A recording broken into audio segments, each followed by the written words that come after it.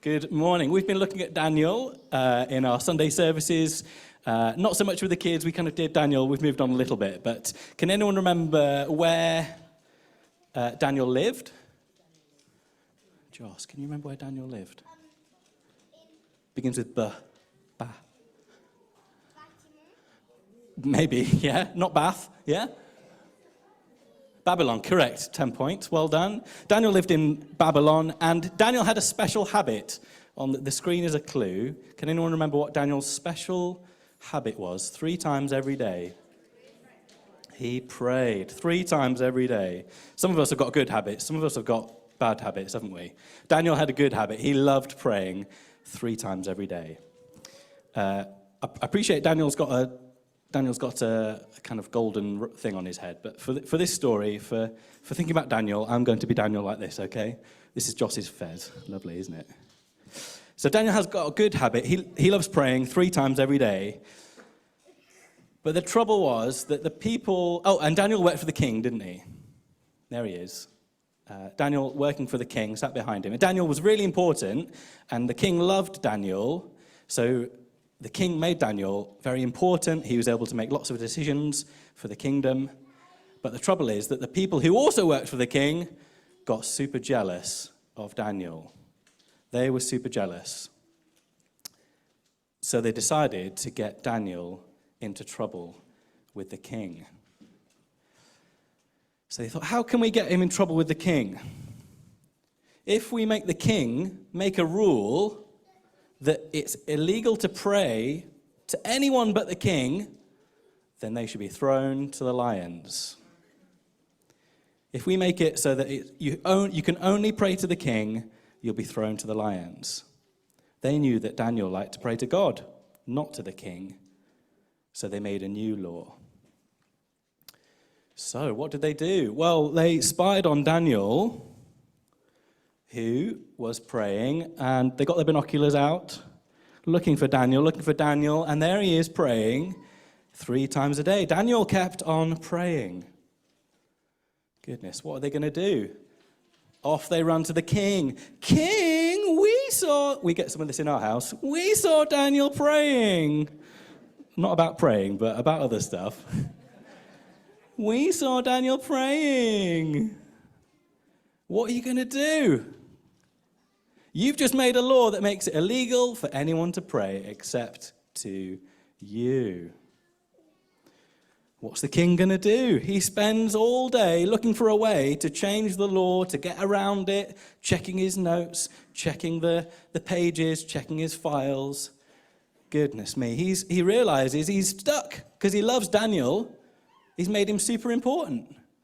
But he's just made a law that if anyone prays to anyone except him, they have to be thrown to the lions. Well, he has to keep the law, doesn't he? Down Daniel goes. Down to the lion's den. What's going to happen to Daniel? ... We'll find out in part 2. Well, the point here is that we all need to pray, don't we?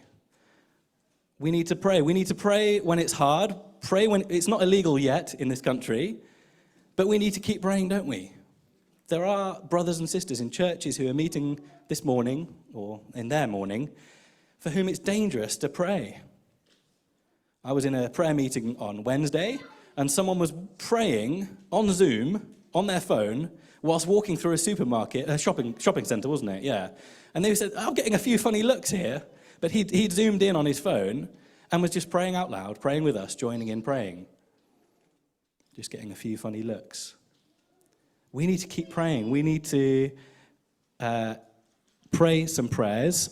And we're going to do that as we respond, no matter what age you are. There are some questions for you to discuss on the screen. When did Daniel find time in the busyness to pray? I mean, we don't really know that, so you might have to it's a kind of hypothetical question, isn't it? When do you find it helpful to pray? Share those things. And where do you like to pray? Is there somewhere special that helps you pray? What do you pray about? What can stop you praying? And what prompts you to pray? What helps you to pray?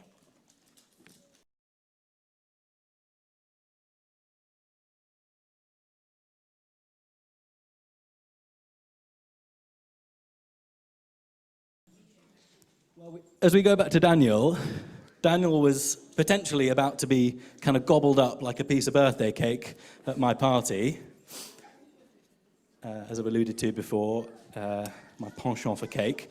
And we've thought a bit about how we can pray big prayers. We can pray thank you, sorry, please prayers. We can pray prayers about big things, little things, homework, people we fancy. We can pray prayers for our husband or our wife, someone we love who doesn't love Jesus. We can pray for whatever we want, whenever it is, whatever the time. But Daniel's got a problem. He's been praying, and because of his praying to God, he's been thrown to the lions. The trouble is that all night, remember the king loves Daniel, and he's concerned.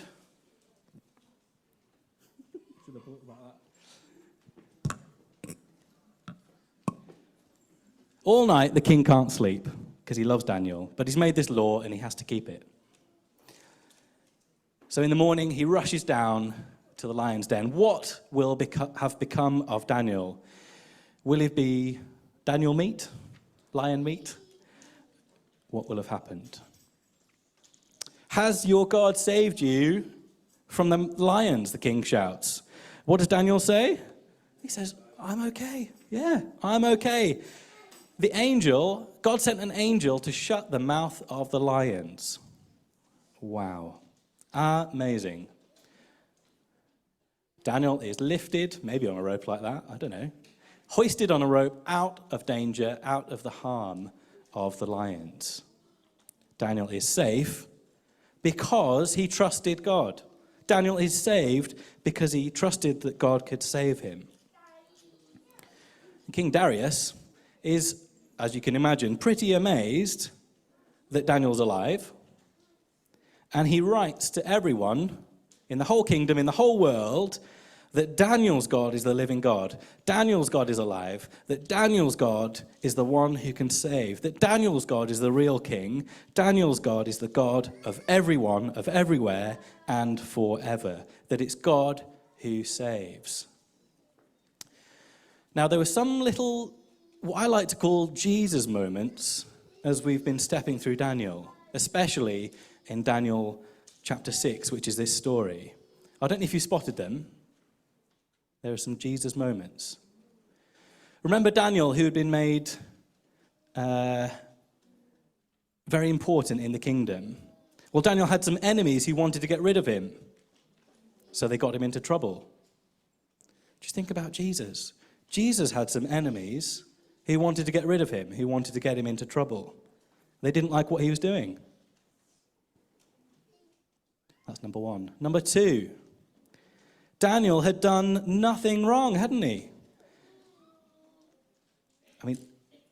So, because he'd done nothing wrong, the other naughty rulers had to make something, the special law that made it illegal to pray to God. They had to invent a way to get Daniel into trouble. People had to invent a way for Jesus to get into trouble as well. Number two. Number three, when Daniel knew he was in trouble, what did he keep on doing? He kept on praying, didn't he? Daniel kept on praying, even though he would have known it would have got him into trouble. When Jesus was in danger of being killed on the cross, what does he do? Does he run away? Run around like a headless chicken? Does he scream at the kids? He goes to pray.